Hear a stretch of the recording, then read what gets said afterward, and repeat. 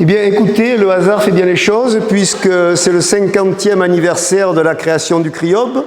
Voici une photographie qui a été prise en 1982, ça va faire 40 ans. Donc voici Bernard Salva, donc, qui pensait que l'avenir allait être à nous. Il avait raison. Bon, moi j'étais peut-être un peu sceptique, mais vous voyez, donc 40 ans après, Bernard Salva est toujours présent, continue à travailler sur les récifs coralliens.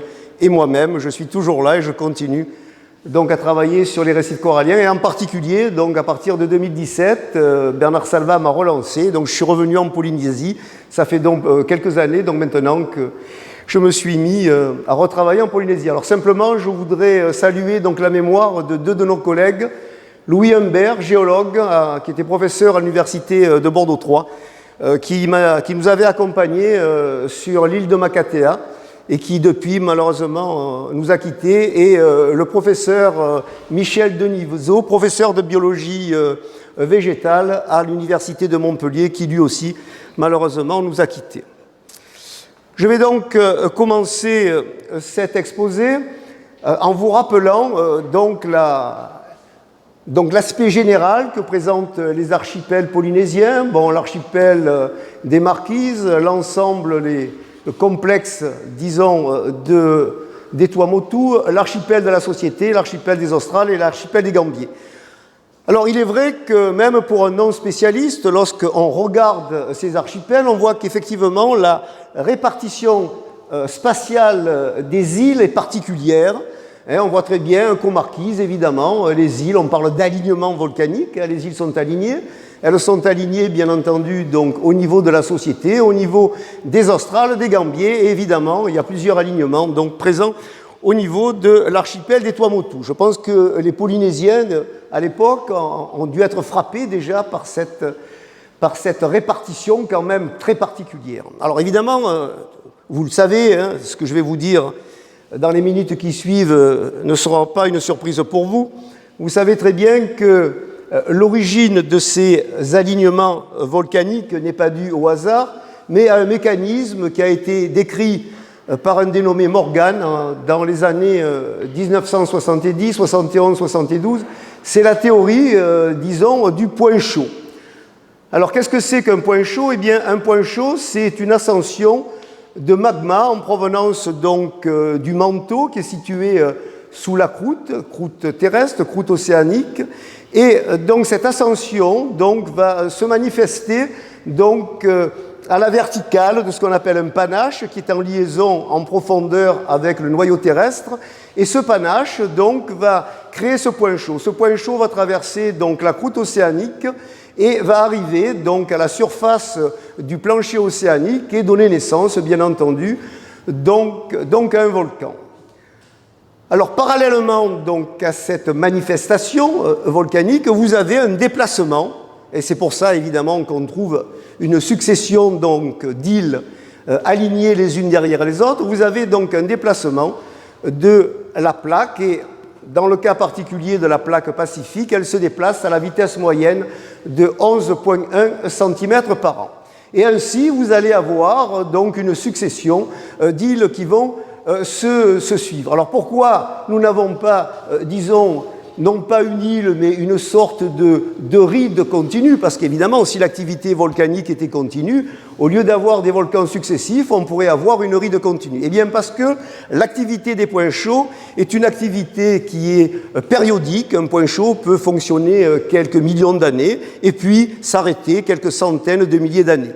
Et donc, c'est l'interruption de l'activité du point chaud selon une période de temps déterminée, donc j'insiste quelques centaines de milliers d'années, qui permet évidemment l'individualisation d'îles successives.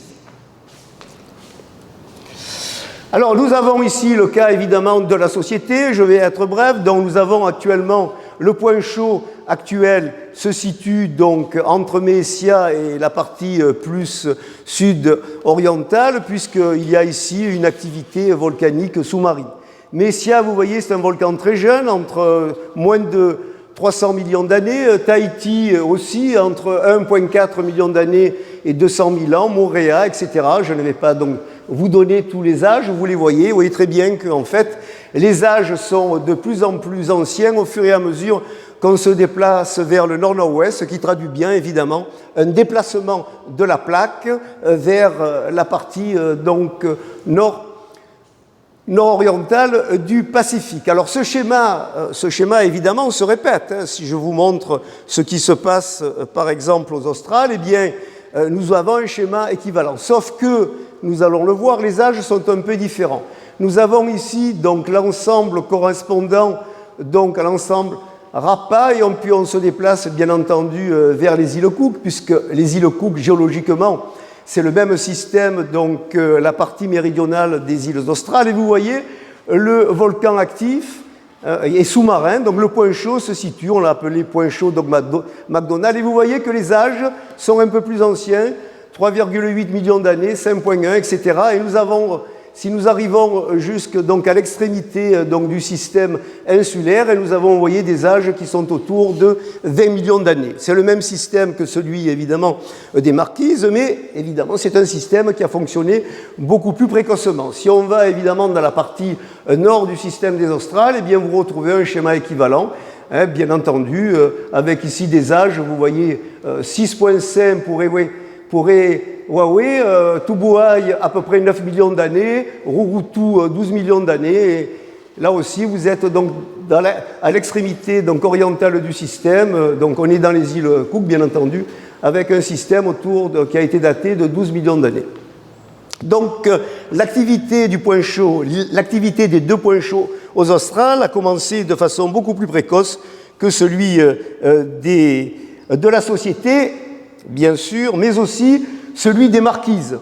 Si vous regardez l'âge des îles entre le sud-est des Marquises et le nord-nord-ouest, eh bien vous avez des âges très comparables à ce qu'on observe au niveau de l'archipel de la société. Vous voyez ici, vous avez donc Fatu-Iva qui a des âges très proches de ceux de Tahiti et de Moorea. Par contre, si vous allez à l'extrémité, donc sur l'île des Yao, vous avez des âges de l'ordre de 5 millions d'années qui correspondent en gros à l'âge de Maupiti. Donc pratiquement, on peut considérer que les deux points chauds, celui de la société et celui des Marquises, ont fonctionné de façon corrélative. Origine et structure du plateau et des îles des Tuamotu. Alors là, on rentre dans une histoire un peu plus compliquée. Ce n'est plus simplement l'activité d'un point chaud, avec une succession d'îles qui vont s'aligner les unes derrière les autres. Là, l'histoire est un peu plus compliquée, car le plateau des Tuamotu, ce qu'on appelle le plateau des Tuamotu, pourquoi utilise-t-on le terme de plateau? Eh bien, la profondeur moyenne du fond océanique autour des îles de la Société, autour des Australes, autour des Marquises, est de l'ordre de 4000 à 4500 mètres. Eh bien, lorsqu'on est sur les Tuamotu, eh bien, il y a une structure qu'on a qualifiée de plateau dont la profondeur moyenne est de l'ordre de 1500 à 2000 mètres, donc en surélévation par rapport au fond océanique environnant. En effet, ce plateau des Tuamotu est un plateau qui a pris naissance au niveau de ce qu'on appelle les dorsales médio-océaniques. Les dorsales médio-océaniques, ce sont des systèmes de fractures qui coupent donc une plaque océanique en deux, l'une des portions évidemment partant dans une direction, en l'occurrence ici vers le nord-nord-ouest, c'est la plaque donc pacifique, et puis évidemment donc la plaque que l'on qualifie donc de plaque plutôt donc américaine, qui elle dérive en direction donc de l'ouest. Alors cette zone de fracture, c'est une zone où évidemment on va se faire des émissions de lave. Ces émissions de lave, vous voyez, vont donner des épaississements, et ces épaississements sont à l'origine, bien entendu, du plateau des Tuamotu. Si maintenant on regarde l'évolution de ce plateau, eh bien au cours du temps, ce plateau, qui était donc une masse volcanique, disons, de profondeur à peu près moyenne, va lui-même être perforé par un système de points chauds. Alors l'origine des points chauds en ce qui concerne donc les Tuamotu est beaucoup moins claire que l'origine des points chauds de la Société, des Australes et des Marquises. Alors on pense que Alors évidemment, si je prends évidemment le cas le plus simple, si nous prenons bien entendu le système Fangatofa, Mururoa, les Gambiers, jusqu'à l'île d'Eretwe, qui est située dans la partie donc, la plus occidentale du système, on sait que le point chaud est situé légèrement donc, au sud-est de Pitcairn. Donc ce premier système d'alignement insulaire, qui est situé au sud des Tuamotu, donc il est bien contraint, on sait où est son point chaud. Par contre, si vous regardez donc les autres îles des Tuamotu, vous arrivez, alors c'est pas très clair, est-ce qu'il y a un alignement, il y en a un second, très certainement, y en a-t-il un troisième? En fait, on n'en sait rien. Actuellement, les données géophysiques dans ces secteurs sont insuffisantes pour, si vous voulez, qu'on définisse avec précision quel est le nombre des alignements. Mais selon les géophysiciens, vous auriez en fait deux points chauds qui seraient à l'origine de l'ensemble de ces alignements.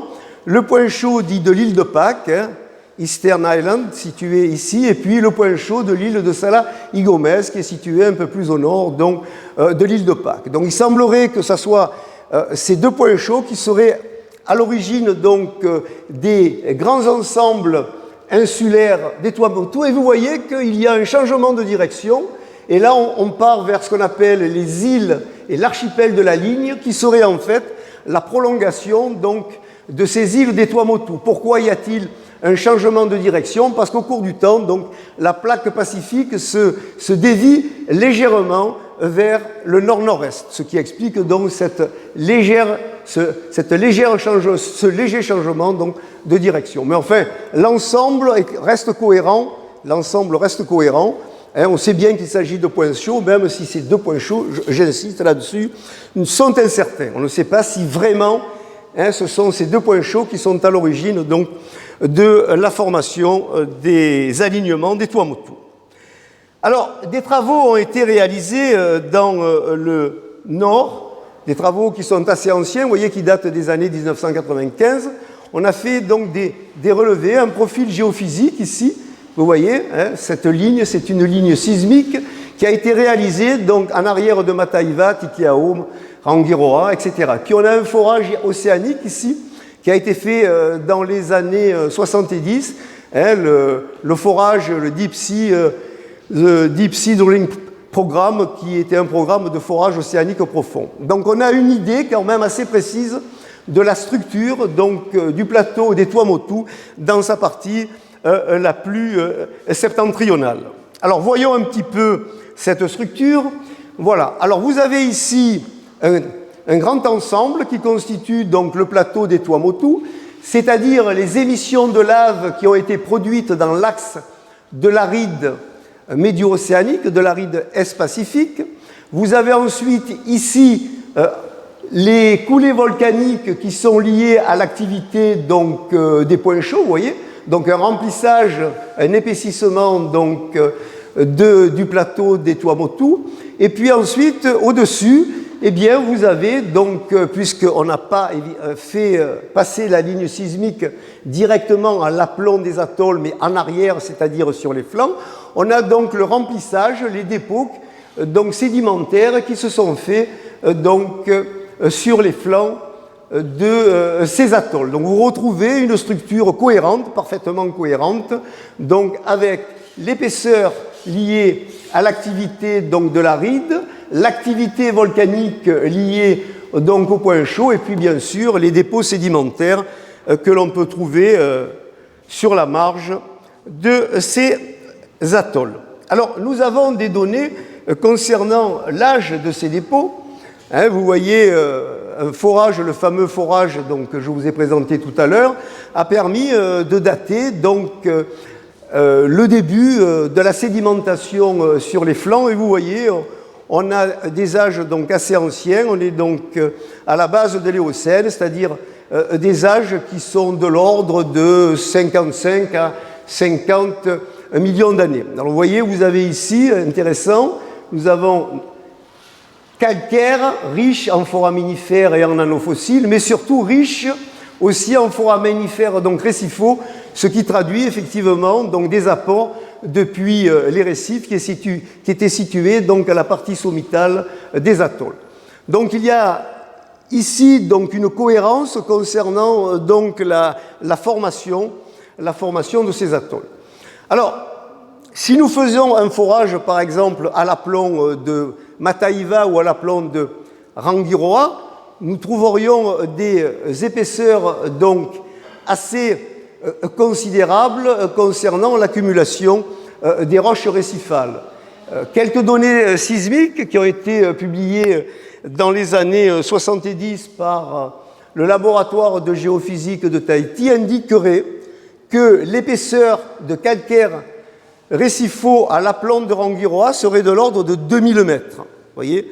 Alors, je ne sais pas si ce chiffre est précis, mais enfin, ce qui est clair, c'est que probablement, il y a plus de 1500 mètres de carbonate récifaux accumulés donc à l'aplomb des atolls situés dans le nord-ouest des Tuamotu. Pour vous donner un chiffre à titre comparatif, par exemple à l'aplomb de Mururoa, bon, j'y reviendrai à la fin de cet exposé, eh bien, vous avez dans l'axe du lagon une épaisseur de carbonate qui n'excède pas 230 mètres, puisqu'évidemment, ces îles sont beaucoup plus situées à l'est et évidemment sont beaucoup plus récentes, ont été formées de façon beaucoup plus récente que les atolls situés donc à l'extrémité nord-orientale des Tuamotu. Alors là, j'aborde un sujet qui a fait l'objet d'une polémique l'année dernière, c'est-à-dire l'origine des atolls. Alors, bon, l'origine des atolls, eh bien, on sait depuis le début du XXe siècle, depuis Dali, travaux des années 10, si vous voulez, qu'en fait, à l'enfoncement, c'est-à-dire à la subsidence des supports volcaniques qui supportent les atolls, eh bien, il y a ce qu'on appelle donc le glaciostatisme qui s'est superposé, c'est-à-dire les variations relatives du niveau de la mer, avec des épisodes évidemment de haut niveau marin et avec des épisodes, bien entendu, de bas niveau marin. L'histoire d'une île volcanique se résume à cela.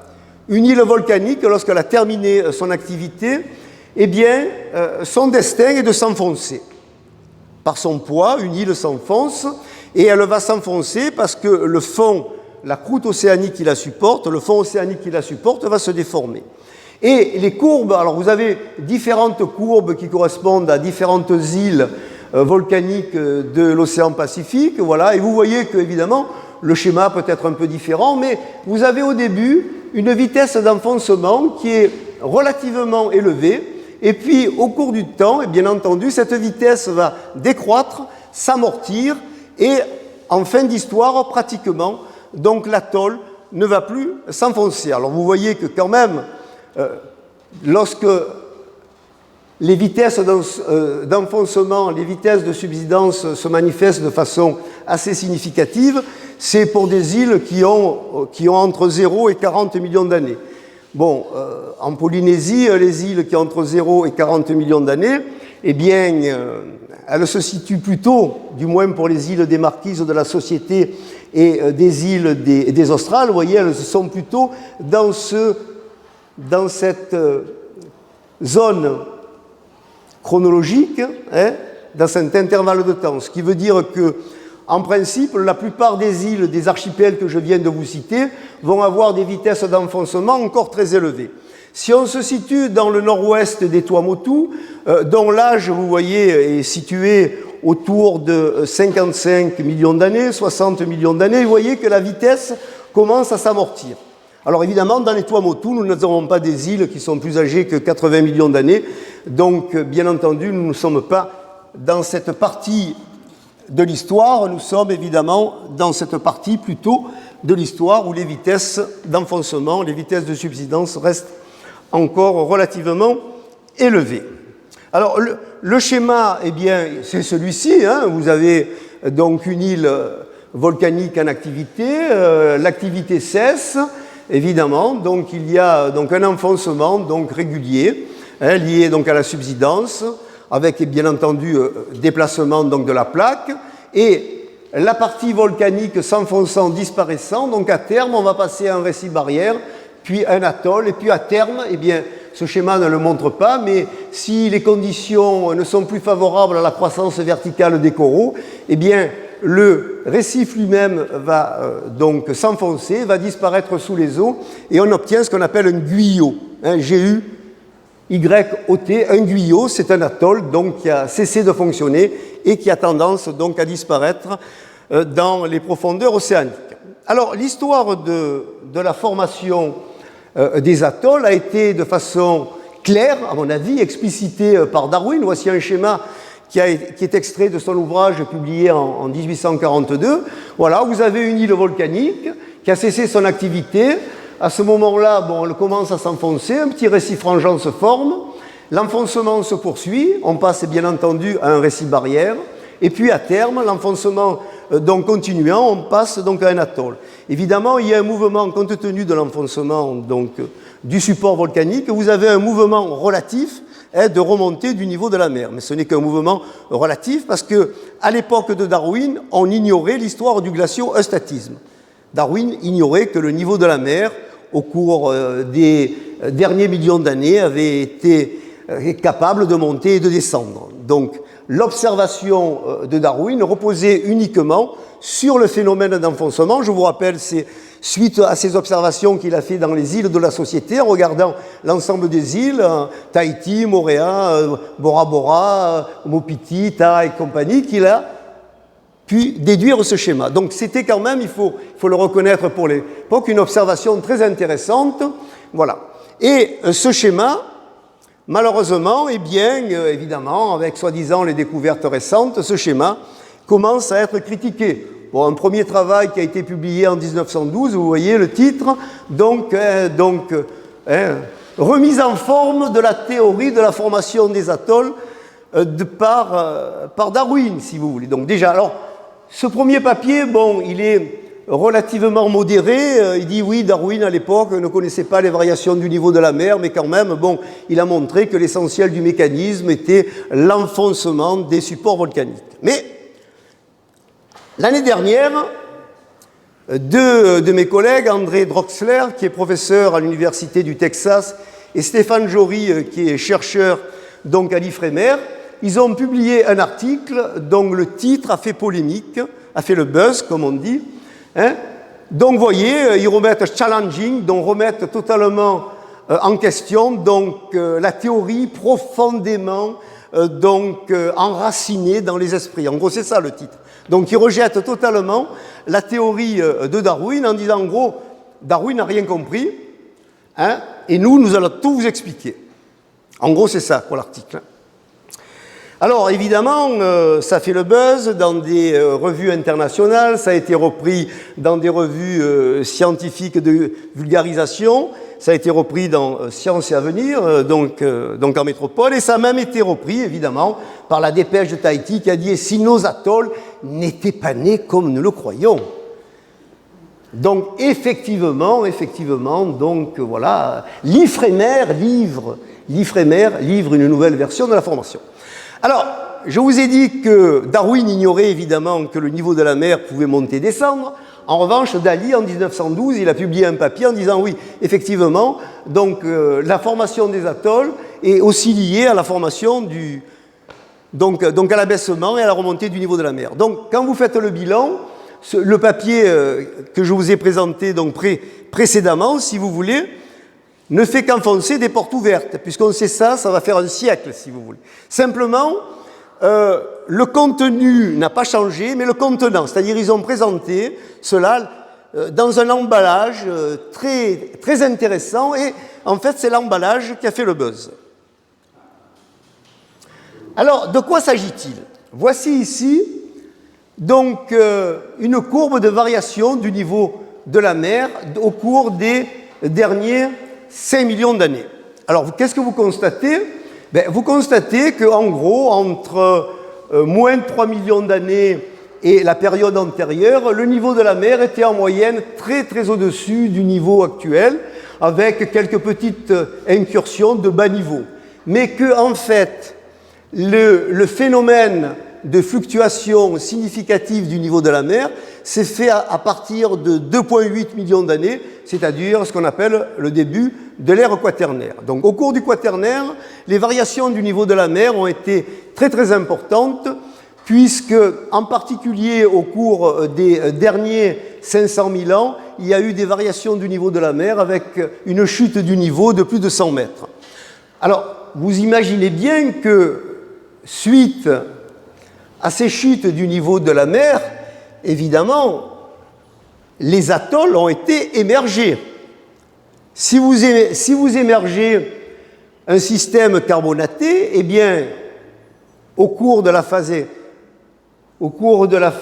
donc, d'immersion, que va-t-il se passer? Il va se passer une dissolution du carbonate de calcium. Vous savez très bien que les eaux de pluie vont se charger donc, en CO2, ça va donner des acides carboniques qui vont attaquer le calcaire. Alors, nos deux petits camarades, qu'est-ce qu'ils ont fait? Eh bien, ils ont repris un de mes schémas que j'avais publié donc, en 2015. C'est une modélisation numérique donc, de la croissance de l'atoll de Mururoa. Ici, vous avez donc le modèle qui est basé sur des forages verticaux qui ont été réalisés et des forages obliques. Grâce à ces deux ensembles de forages, on a pu reconstituer donc les différentes phases, les différentes générations de récifs qui se sont mis en place, en gros, depuis 500 000 ans. Ce stade 13 correspond à peu près à 500 000 ans. Et puis, on a évidemment tous les hauts niveaux marins. Vous voyez, nous n'avons que des chiffres impairs. Les chiffres impairs correspondent aux niveaux marins. 13, 11, 9, 5, etc. Vous avez ici ce qu'on appelle une modélisation numérique, en rentrant dans un modèle mathématique, un certain nombre de paramètres. Donc, les variations du niveau de la mer, la production carbonatée d'un récif, donc la vitesse d'érosion, enfin, je ne vais pas rentrer trop dans le détail. On essaye de reconstituer donc ce qu'on observe dans les forages, et effectivement, on a donc un modèle qui reproduit assez fidèlement ce qu'on peut observer dans les forages. Alors, vous avez ici les différents stades, donc, correspondant à la fois aux élévations du niveau de la mer, et je le répète, ce sont les chiffres impairs. Le stade 1, c'est actuel. Nous avons ensuite le stade 3-2 qui s'est produit donc, il y a à peu près 40 000 ans, le stade 5, 125 000 ans, enfin, etc., etc. Et puis, les nombres pairs correspondent au bas niveau marin. Donc ça, c'est ce qu'on appelle une stratigraphie chimique, une chimiostratigraphie. Bon, je ne rentre pas dans le détail, mais vous voyez qu'effectivement, au cours du quaternaire, la mise en forme des atolls est plus l'effet d'une croissance récifale liée aux variations du niveau de la mer, évidemment, qu'un enfoncement des substrats volcaniques. C'est clair. C'est-à-dire qu'au cours des derniers 2000 ans, en gros, donc, l'essentiel de la structuration de la partie sommitale des atolls est lié soit au cours des phases émersives à une érosion des supports, des générations récifales, soit au cours des remontées du niveau de la mer successives, et bien une recolonisation des supports qui avaient été donc attaqués par la dissolution, et puis, effectivement, le phénomène va se répéter un certain nombre de fois. Alors, c'est suite à ce schéma que nos deux petits camarades, si vous voulez, ont produit le schéma suivant, c'est-à-dire, en fait, on part d'un schéma, donc d'un récif donc, qui n'est pas déprimé, bien sûr, et puis, vous voyez que le niveau de la mer donc, va remonter. Là, vous avez une remontée du niveau de la mer, donc un approfondissement. Les coraux vont se développer de façon préférentielle sur les bordures de la structure, ce qui va créer un petit dénivelé donc en arrière, donc un lagon en gestation. Ensuite, ici, vous voyez que cette génération récifale qui est représentée ici a été attaquée par la dissolution, ce qu'on appelle la dissolution karstique. Donc, effectivement, il va y avoir un petit approfondissement, lié donc à la dissolution qui va se faire préférentiellement dans les parties lagunaires et de façon un peu moins active sur les bordures. Ensuite, une remontée du niveau de la mer qui va combler tout cela, et on arrive à ce schéma-là. Donc vous voyez qu'en fait, si vous voulez, il rejette donc l'action de la subsidence au profit d'un jeu, des abaissements et des soulèvements du niveau de la mer. Alors une simple question que je vais vous poser, on ne va pas débattre évidemment, est-ce qu'ils ont raison, est-ce qu'ils ont tort? Si vous prenez l'île de Tahiti, l'île de Moorea, qui sont deux îles hautes, actuellement elles sont en subsidence, elles sont en cours d'enfoncement. Supposez qu'elles arrêtent de s'enfoncer du jour au lendemain. Vous croyez que vous allez avoir un atoll, donc à terme, si vous faites varier donc, uniquement donc, le niveau de la mer? Non. Vous allez avoir une croissance qui va se produire sur les bordures des récifs barrières actuels, mais vous n'aurez jamais un atoll. Voilà donc l'histoire. Vous voyez, en fait, c'est une histoire qui a été reprise, qui a été exagérée. Si vous voulez, tout le monde donc s'est gargarisé avec ce modèle, alors que ce modèle, évidemment, est complètement faux. Si l'île ne s'enfonce pas, vous n'aurez jamais un atoll. Alors, ce phénomène de variation du niveau de la mer, évidemment, se combine à la subsidence, mais c'est la subsidence qui est le moteur principal de la formation des atolls. Alors ça, vous pouvez donc en parler autour de vous, parce que, vous voyez, donc la dépêche de Tahiti a repris donc à son compte une théorie qui, lorsqu'on la regarde de près, on se rend compte qu'elle ne tient pas la route. Bon, je vais donc aborder maintenant assez rapidement un autre problème. C'est évidemment le problème des atolls à féo, que l'on rencontre en particulier dans le nord-ouest des Tuamotu. Ces atolls à féo, vous savez tous ce que c'est qu'un féo quand même. Qui ne sait pas ce que c'est qu'un féo? Alors, ce qu'on appelle féo, ce sont des vestiges d'anciens récifs anciens qu'on trouve, ça forme des espèces de masses grisâtres dans certains atolls, etc. Voilà ce qu'on appelle un féo. Alors ces féos, en fait, sont le résultat d'un soulèvement, car il existe dans le nord-ouest des Tuamotu un certain nombre d'atolls soulevés. En particulier, celui évidemment qui est le plus exemplaire, c'est l'atoll de Makatea, mais à la périphérie de Makatea, les atolls de Mataiva, Titiao, Rangiroa, Kaukoa, Niao et Anaa sont aussi soulevés. Alors, le soulèvement, eh bien, voici un schéma simple.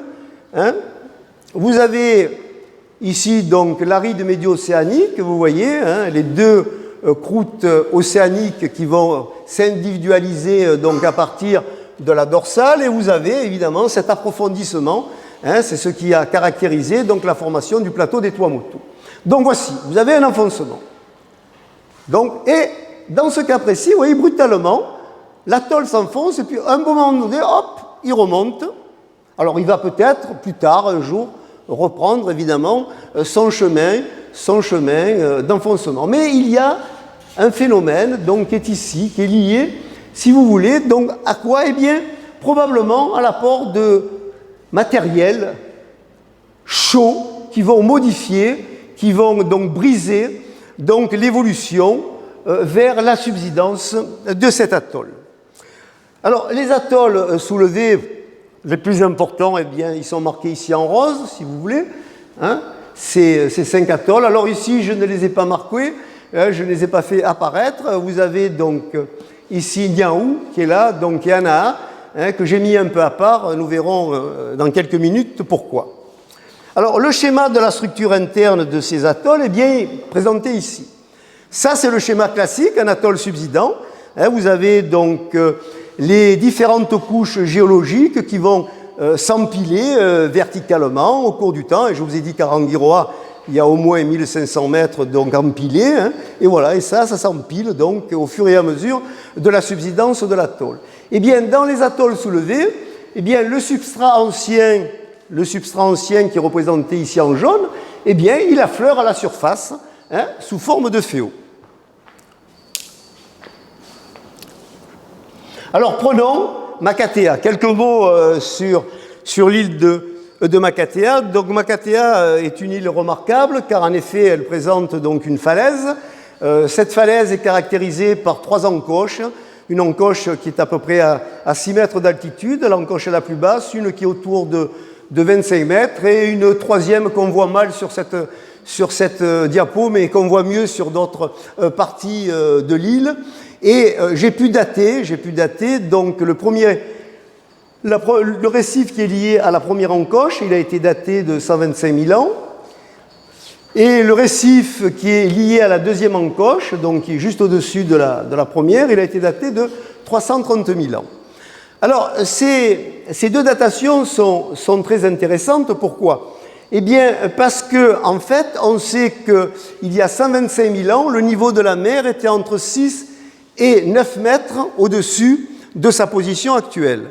Or, le récif ici, vous voyez, ce récif-là, eh bien, il culmine à peu près à 6 mètres. Ben, ça veut dire quoi? Ben, ça veut dire que depuis qu'il s'est formé, Makatea ne bouge plus, ou très peu. Makatea est une île stable, puisque le récif actuel matérialise l'ancienne position du niveau de la mer.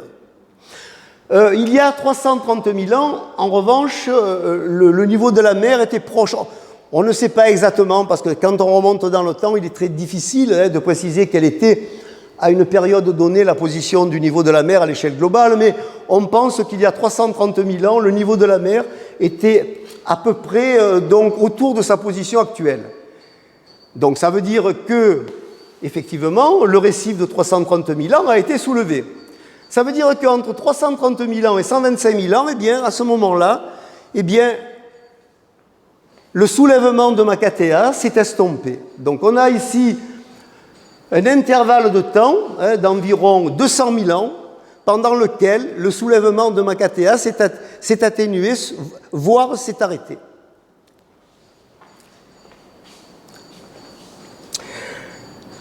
Alors une autre information, donc vous avez ici donc les... Hein, c'est pas net, ça c'est... Il y a un problème de mise au point. En fait. Bon, est-ce que vous arrivez à lire? Bon, je reprends le schéma. Vous avez ici donc l'encoche à plus 6 mètres, le récif de 125 000 ans, et ici vous avez la deuxième encoche autour de 25 mètres avec le récif daté de 330 000 ans. Alors, en fait, entre moins 125 000 ans et moins 330 000 ans, il y a eu un autre niveau marin qui a été daté de 220 000 ans et que je n'ai pas trouvé. Donc il y a un hiatus. Où est le récif de 220 000 ans? Il devrait être émergé. Eh bien, quand on regarde les données actuelles, on sait que ce niveau marin, soi-disant haut, était quand même situé sous le niveau actuel. Et je pense que la plateforme qui existe actuellement à une profondeur de moins de 10 mètres dans la partie sud-est de Makatea, cette plateforme, en fait, est la position du récif de 220 000 ans. Mais c'est purement hypothétique, évidemment, puisque ça n'a pas été daté. Donc nous retrouvons ici donc, un ensemble de 3 récifs. Un récif donc, de 125, un récif de 220 et un récif de 330, donc qui matérialise les variations du niveau de la mer au cours donc, de ces périodes de temps donc enregistrées au niveau de Makatea. Alors si on passe maintenant à Mataiva, alors là je vais aller vite. Mataiva, bon, c'est un atoll très particulier, eh bien vous trouvez ici, voilà, un de ces exemples. Alors évidemment, c'est moins spectaculaire qu'à Makatea, mais vous retrouvez sur la côte nord de Mataiva quelques restes. Celui-ci, c'est le plus spectaculaire, correspondant donc à l'ancien bâti donc, de l'île de Mataiva, dont l'âge d'ailleurs est le même que le bâti de Makatea, c'est-à-dire, et ça j'ai oublié de vous le préciser, le bâti ancien de Makatea et de Mataiva, ça date de 15 à 20 millions d'années. Donc c'est très très ancien. Vous voyez donc que nous avons à la surface donc, une partie très ancienne de ces atolls. Alors si on va à Tikehau, ben voilà, vous retrouvez ici les féaux donc, datés de 15 à 20 millions d'années, dits d'âge miocène. Si vous allez à Rangui, bon, ça se situe, ils sont ici. Les féaux se situent dans cette zone, là, dans la partie sud de l'île. Voilà. Vous voyez, c'est très, très découpé. Alors là, bon, l'altitude est de 3-4 mètres, simplement. Si nous allons à Kaukura, on en trouve en particulier dans la partie nord, bon, à peu près élévation de 3 mètres, évidemment. Bon, ce sont des formations qui ont évidemment une altitude très, très réduite, mais quand même, ils matérialisent le fait que ces atolls aient été soulevés. Alors, si on va à Niaou, par exemple, eh bien, on trouve aussi un FeO. Alors, qu'est-ce que vous constatez? Vous constatez que ce FeO n'est pas très abîmé, vous voyez? C'est un FeO qui paraît en très bon état. Eh bien, pour une simple raison, c'est qu'à Niao, le FeO ne date pas de 15 à 20 millions d'années, il a juste 125 000 ans. C'est-à-dire que ce FeO correspond au récif qui s'est mis en place donc au cours de la dernière période interglaciaire. Et si on va à Anaha, eh bien, on constate aussi que nous avons des récifs peu altérés. Ils ont été datés aussi de 125 000 ans. Alors, vous voyez que vous avez en fait un groupe de 5 îles, Makatea, Mataiva, Tikeo, Kaukura et Rangiroa, dont les FeO datent de 15 à 20 millions d'années, alors qu'à Anaha et à Niao, nous avons des FeO qui datent de 125 millions d'années. Vous voyez très bien qu'il y a une différence, si vous voulez, dans l'âge. Ça veut dire que leur soulèvement, eh bien, ne s'est pas fait au cours de la même période. Il est clair que le soulèvement des atolls les plus au nord a été très ancien, relativement ancien, alors que le soulèvement de ces deux derniers atolls a été très récent, d'autant plus que vous voyez leur position. Là, ils culminent à peu près à 3,50 m, et je vous ai dit que le niveau de la mer, il y a 125 000 ans, était autour de 6 mètres. Ça veut dire que depuis cette époque, eh bien, ces atolls ont à peine bougé, se sont légèrement enfoncés par rapport donc au schéma décrit dans le nord-ouest des Tuamotu. Alors, je terminerai là, je suis un peu long, mais il faut quand même que j'arrive au bout. Quels sont les modèles qui expliquent donc le soulèvement de ces atolls? Alors, le modèle qui a été décrit à la fin des années 70, que tout le monde a utilisé, j'ai été un des premiers aussi à l'utiliser, c'est en fait la surcharge. Voici un schéma. Donc, vous avez ici donc, la fameuse surcharge donc, de l'île volcanique, si vous voulez, avec évidemment sa couverture calcaire, qui va déformer donc, le fond océanique et qui, par réaction, va soulever légèrement la bordure. Ce schéma a été mis au point dans les îles Hawaï. En effet, donc, la grande île d'Hawaï, si vous voulez, joue un rôle de déformation donc, de la croûte océanique, et les îles qui sont situées donc, dans l'axe, c'est-à-dire les îles situées donc, au nord-nord-ouest, toutes ces îles sont soulevées. Voilà donc ce schéma qui marche très bien aux Hawaï. Bon, moi je l'ai schématisé donc, aussi en Polynésie française. Donc vous avez donc, la surcharge de Moorea, Tahiti et Messia, déformation donc, de la bordure et soulèvement donc, des atolls situés au nord-ouest. Alors si on prend en compte que ce soulèvement est lié à Makatea et à Rangiroa, excusez-moi, je fatigue. Si ce soulèvement est lié à l'action de Tahiti, de Moorea et de Messia, cela veut dire que le soulèvement est contemporain de la formation donc, de ces îles. Donc, grosso modo, le soulèvement se serait fait entre 1 et 1,5 million d'années. Alors, ce schéma, si vous voulez, a été utilisé, toujours utilisé d'ailleurs, c'est le modèle utilisé pour expliquer le soulèvement de ces atolls. Alors, le soulèvement est-il encore actif ou non? Ça, c'est la question que l'on se pose. Alors, j'y ai déjà partiellement répondu avec Makatea, l'exemple de Makatea, puisque je vous ai dit que il y a 125 000 ans, le niveau de la mer était à peu près 5-6 mètres au-dessus de sa position actuelle, et qu'actuellement à Makatea, eh bien, le niveau de la mer est évidemment situé à peu près à cette altitude. Donc, Makatea est une île stable, au moins depuis les derniers 125 000 ans. Si maintenant on regarde la structure de Mataiva, par exemple, à Mataiva, des forages ont été réalisés ici. Ils sont matérialisés par ces cartouches-là. Voici un certain nombre de forages qui ont été réalisés. Ces forages ont été réalisés dans le cadre de la recherche donc, de phosphate. Et qu'est-ce que l'on constate? Eh bien, on constate que sous le récif actuel, vous tombez directement dans le bâti ancien qui a été daté de 15 à 20 millions d'années. Bon, ici, donc en orange, nous avons donc les phosphates, voilà. Or, on ne trouve pas donc à Mataiva le fameux récif de 125 000 ans.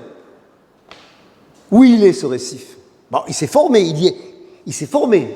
puisqu'on le retrouve donc, on le retrouve à Ana, on le retrouve à Niao et on le retrouve donc à Makatea, c'est que, eh bien sûr, ce récif s'est formé. Or, on ne le trouve pas par forage et on ne le retrouve pas à l'intérieur. Où est-il? Eh bien, probablement, c'est un simple plaquage qui doit être actuellement submergé, sous quelques mètres d'eau. On ne le trouve pas à la surface, donc il est obligatoirement sous le niveau de la mer. Qu'est-ce que ça veut dire? Eh bien, ça veut dire que Mataiva, elle est subsidante. Elle s'est soulevée à un moment donné, et Mataiva, actuellement, est subsidante.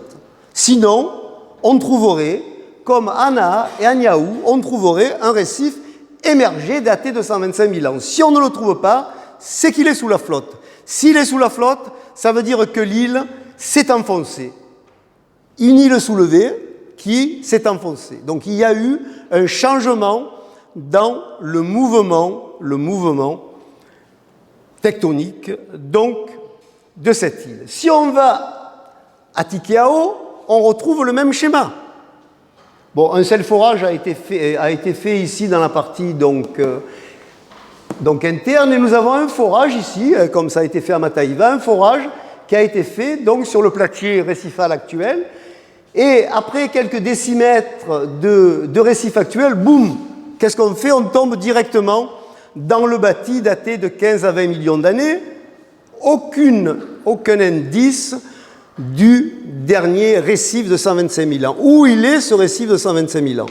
Eh bien, là aussi, à Tikiao, on ne le trouve pas. Pourquoi? Eh bien, parce qu'il est sous l'eau, probablement sous la forme d'un plaquage, comme à Mataiva, donc, qui est plaqué directement sur le bâti ancien. Donc, à Tikiao aussi, qu'est-ce qu'on constate? Eh bien, que l'île, qui avait été soulevée, est en cours de subsidence. Alors, le modèle de la déformation et du soulèvement des atolls par le modèle d'Hawaï que je vous ai présenté, eh bien, il ne peut pas coller ici. Il ne peut pas coller dans ce cas précis, parce qu'à ce moment-là, les îles seraient toujours soulevées, puisque la surcharge de Tahiti, la surcharge de Moorea continue à se manifester. Donc, les îles à la périphérie devraient être toujours soulevées, ne devraient pas présenter d'indice d'une reprise de l'enfoncement. Donc, il faut essayer de trouver un autre modèle, et puis d'autre part, si on applique le modèle d'Hawaï tel qu'il a été appliqué donc en Polynésie française, les îles d'Anaa et de Niao devraient présenter à l'affleurement des féaux datés de 15 à 20 millions d'années et non pas des féaux de 125 000 ans. Vous voyez, vous avez dans ces deux îles, situées dans la partie donc la plus sud-orientale du système, vous avez deux îles où les féaux ils sont récents. Ça veut dire quoi? Ça veut dire qu'ils se sont soulevés récemment ou qui, au moins depuis les derniers 125 000 ans, ne bougent plus, puisque vous voyez, ils sont pratiquement à l'altitude qu'avait le niveau marin il y a 125 000 ans. Donc le modèle hawaïen ne fonctionne pas en Polynésie française. Alors moi, je propose un autre modèle, bon, qui n'a pas encore été publié, bien entendu, mais qui est basé sur là-dessus. Voilà.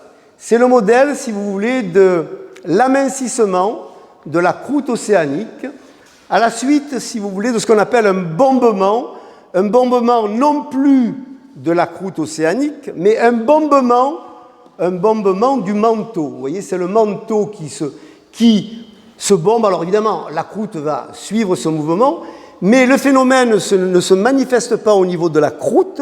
Le moteur ne se manifeste pas au niveau de la croûte, il se manifeste au niveau du manteau. Donc on ne peut plus parler de bombement de la croûte ou du bombement lithosphérique, on est obligé d'utiliser un terme un peu barbare, c'est l'autre nom du manteau, on parle d'asténosphère. Le manteau s'appelle encore asténosphère. Donc on parle de bombement asténosphérique, ici, et non pas de bombement lithosphérique. Grosse différence. Alors, est-ce que ce modèle peut être utilisé? Eh bien, voici, si vous prenez donc ce profil, là il y a un profil sismique qui a été réalisé dans les années 2000 par des géophysicien de l'Université de Brest. Et je vais vous montrer donc ce schéma. Et vous voyez que ce schéma montre bien ici un amincissement, vous voyez, lié à un bombement. Voici le bombement asténosphérique. Vous voyez, à l'aplomb des îles de la société de Tahiti, il y a un épaississement, ce qui est normal, hein, puisque vous avez la surcharge du système Tahiti-Moorea, et vous avez ici donc un épaississement. Donc vous voyez que ce schéma, hein, si je le reprends, comparez-le à celui-ci, c'est exactement le même schéma.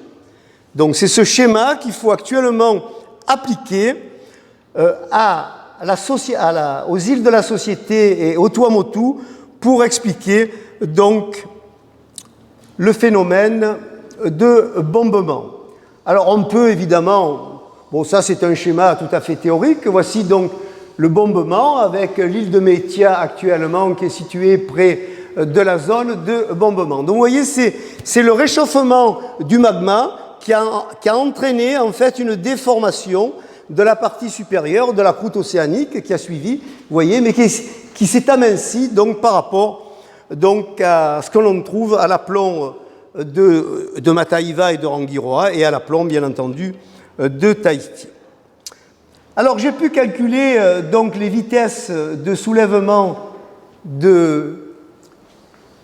sur la base des récifs datés donc à Makatea. Alors voici ici, on part des derniers 500 000 ans, donc au cours des derniers 500 000 ans, on a eu une vitesse de soulèvement, vous voyez, qui était de l'ordre de 0,25 mm. Et puis qu'est-ce que vous constatez? Eh bien, vous constatez qu'au cours du temps, grâce à la datation donc, des récifs fossiles émergés, vous voyez que la vitesse s'est amortie. Et actuellement, à Makatea, pratiquement, depuis les derniers 125 000 ans, on arrive à une vitesse de soulèvement nulle. Makatea, je considère que Makatea a terminé son soulèvement. C'est une île qui est stable actuellement et qui, probablement, dans les millénaires à venir, va commencer à s'enfoncer. Alors, voici le schéma que je propose. C'est un schéma de synthèse qui vous présente donc l'évolution de ces atolls dits soulevés du nord-ouest des Tuamotu. Vous avez ici, en léger grisé, c'est les variations du niveau de la mer au cours des derniers 2,6 millions d'années, simplement pour situer donc le problème par rapport au glaciostatisme. En vert, c'est la courbe qui correspond donc au comportement tectonique de Makatea depuis le début du Quaternaire, c'est-à-dire autour de 2,6 millions d'années. Alors évidemment, au début, l'île était subsidante, comme toute île volcanique, même recouverte de récifs qui se respectent. Et puis un beau jour, probablement, j'ai pu calculer, bon, je ne vais pas vous donner tous les détails, c'est dans un papier qui sera publié l'année prochaine, si vous voulez. Donc, autour de 2 millions d'années, l'île de Makatea s'est soulevée à une vitesse moyenne donc, de l'ordre de 0,22, 0,23 mm par an. Cette vitesse, probablement, s'est maintenue, cette vitesse de soulèvement s'est maintenue pendant à peu près 1 500 600 000 ans. Et puis, cette vitesse a commencé à décroître et nous avons évidemment le comportement tectonique actuel de Makatea qui, évidemment, qui a cessé donc son soulèvement et qui actuellement est en période de stabilité. Si je prends la courbe rouge, c'est l'histoire des 4 îles, c'est-à-dire Mataiva, Tikeo, Rangiroa et Kaukura. On peut regrouper ces 4 îles dans un même dispositif, dans un même modèle. Donc là aussi, évidemment, ces îles ont subi un soulèvement à partir de 2 millions d'années, évidemment en même temps que Makatea. Alors, ce que je n'ai pas dit, pourquoi Makatea est plus élevé, évidemment, que les îles environnantes? Eh bien, parce que Makatea est située proche du centre du bombement asténosphérique, alors que les autres îles sont situées plutôt sur le flanc du bombement asténosphérique, ce qui explique évidemment la différence d'altitude donc, de ces différentes îles. Alors, voici ici, avec évidemment une vitesse de soulèvement moindre, puisque le phénomène s'est produit sur les flancs du bombement asténosphérique. Et qu'est-ce qu'on constate par rapport à Makatea? Je vous ai dit que le récif de 125 000 ans, on ne le trouve pas en surface. Qu'est-ce que ça veut dire? Ben, ça veut dire que ces îles, depuis au moins les derniers 125 000 ans, ont repris leur phénomène de subsidence. Vous voyez, donc ces îles ne sont plus soulevées, ces îles ont repris leur cheminement normal qu'elles auraient dû avoir si, évidemment, il n'y avait pas eu ce bombement asténosphérique. Et puis, nous avons les deux petites dernières, là.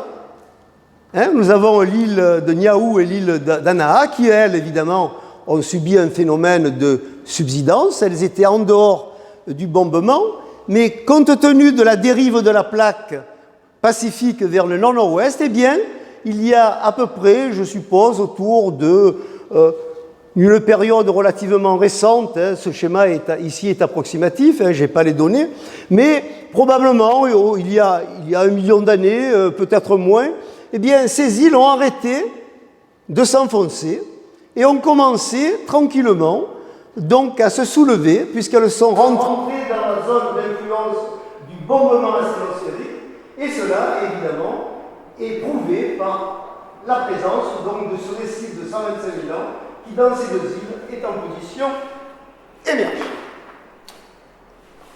Eh bien, j'espère vous avoir convaincu. Je vous remercie.